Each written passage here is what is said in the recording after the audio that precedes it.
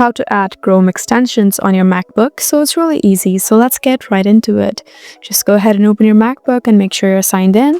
And after that, you just need to find your Chrome browser. So it is right over here. Just go ahead and tap on Google Chrome. And after you're here, you just need to find Chrome Web Store, since that is where extensions are. You can just type in Chrome Web Store right here.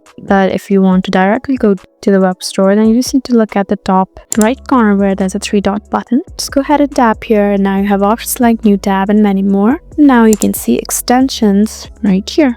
And now you have Manage Extensions and Visit Chrome Web Store. Just go ahead and tap here. And now you have options like Discover, Extensions, and Themes.